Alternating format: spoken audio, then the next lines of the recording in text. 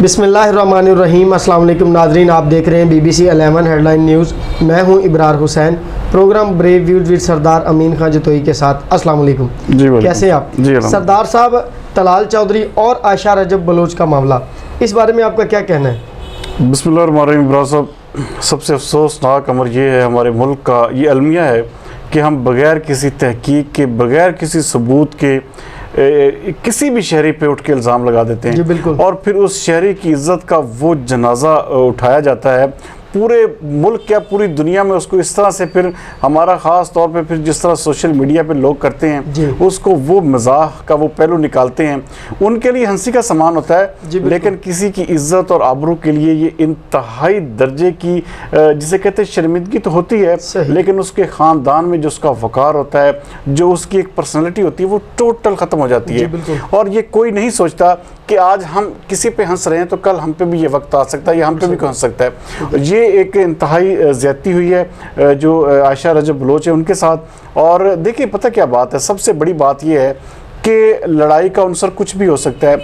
वहाँ पे कोई उनकी आपस में तलख कलामी हुई हो या इस हवाले से कोई और बात हुई हो, उसको इस तरह के रंग पहनाना, उसको इस तरह से बात करना कि जैसे उनका कोई नाजायज़ मरासम थे। देखिए, पार्टी कोई भी पार्टी होती है ना, चाहे वो नून लीग है।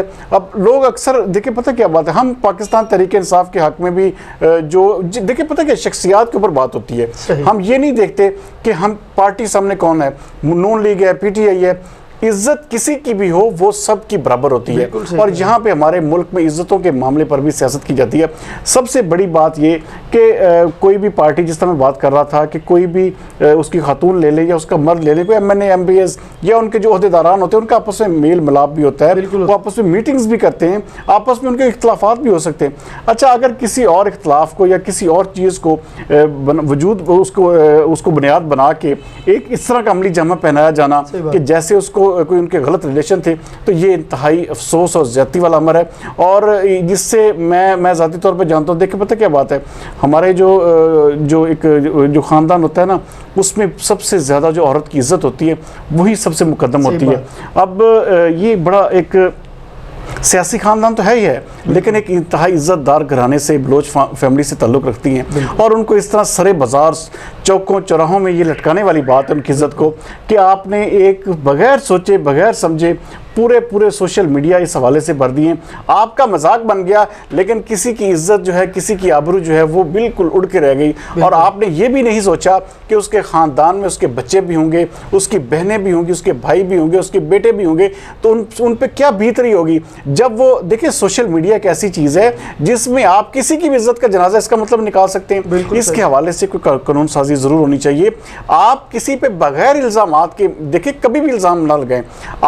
आप ये ना सोचें कि ये आज आपके लिए हंसी का सामान होगा, लेकिन किसी की जिंदगी जो है ना, देखे ना, उससे वो कुछ भी कर सकता है। वो इंसान मजबूर होकर ने भी अपनी ट्वीट में कहा कि मैं भी किसी की बेटी हूँ, किसी की बहन हूँ। बिल्कुल सही कह रहे हैं। देखिए, दूसरी जानब सरदार साहब कि तलाल चौधरी ने नून लीग और पूरी सियासत का सर शर्म से झुका दिया, ये कहना है फयाजुल हसन चौहान। देखिए, इसमें ये भी सियासत है, ये भी सियासत है, ये भी फयाजुल हसन चौहान इस वक्त पंजाब हुकूमत। देखिए, पता क्या है, इस वक्त PTI के लोगों को एक चीज़ मिल गई है कि वो ये अब इसके ऊपर पूरी लय दे के सियासत करेंगे।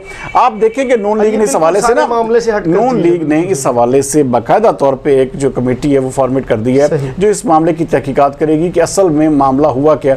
जब तक उनकी तहकीकात, देखिए, इंटरनल उनकी तहकीकात कंप्लीट ना हो, उस वक्त तक कुछ भी कहना कबल वक्त है। और ये जो इसको ये रंग पहनाना कि ये जी देखिए, ये अल्फाज बड़े इंसान को जो है ना, इंसान का जो उसका वकार होता है या उसका जो शऊर होता है ना, वो यही चीज़ तो सिखाता है कि आपने ये अल्फाज कहाँ पे इस्तेमाल करने हैं। आप अल्फाज का चुनाव देखें कि जैसे उन्होंने कहा था मुआशका या इस तरह के उनके बाहमी ताल्लुकात के हवाले से लोगों को इस हद तक वज़न कर दिया गया कि लोग ये समझ रहे हैं कि शायद उनके कोई नाजायज़ मरासम थे इन चीज़ों के ऊपर। और देखिए, दूसरी तरफ फिर ये भी अब कहा जा रहा है कि जी उसमें किसी के शाहजैन बुगटी का नाम लिया जा रहा है, उनके गार्ड से, ये इस तरह का मामला था। ऐसा कुछ भी नहीं था। ये एक जस्ट एक लड़ाई थी आपस की, जिसे कहते हैं तलख कलामी, जो बड़ी और आपस में एक हाथापाई की नौबत तक पहुंची।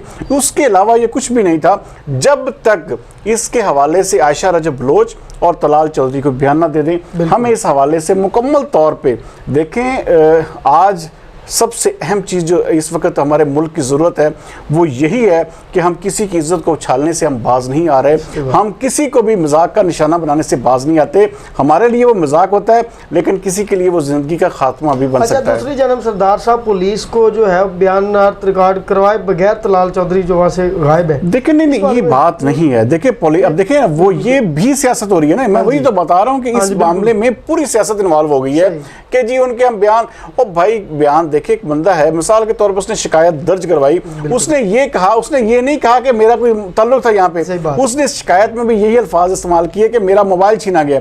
देखिए लड़ाई में मोबाइल छीना गया या मोबाइल की कोई ऐसी लड़ाई हो गई, अच्छा उन्होंने उसको कह दिया कि जनाब अली अपना, अब वो भाग गए। ये भी नामुनासिब बात है। पुलिस को देखिए जो उन्होंने रिपोर्ट दी वो अब एक मिसाल है। यहाँ पे होता क्या है कि यहाँ पे तो कत्ल करके भी लोग आपस में सुलह कर लेते हैं, और वहाँ पे तो एक छोटी सी लड़ाई हुई है, तो अब जब एक दोनों वो जो दोनों फ्रीक हैं वो एक दूसरे के खिलाफ कानूनी कार्रवाई नहीं करना चाहते, तो इसका मतलब है कि इसका कोई ऐसा इतना बड़ा इशू नहीं है। ये जो इतना जिसे कहते हैं ना, एक चाय की प्याली में तूफान लाने की सिर्फ एक कोशिश की जा रही है, ये इसके अलावा कुछ भी नहीं है। और ये मैं फिर कहूँगा कि देखें, किसी भी ख़ानदान को, किसी भी फैमिली की औरत को कम से कम इस हवाले से तज़ीक़ का निशाना मत बनाएं, क्योंकि ये वक्त जो है आपकी अपनी माँ बहन बेटी पे भी आ सकता है। जी बिल्कुल, बहुत शुक्रिया सरदार साहब। नादरीन, आज का ब्रेव व्यू इख्तिताम को पहुँचा। कल तक के लिए हमें दीजिए इजाज़त। पाकिस्तान जिंदाबाद।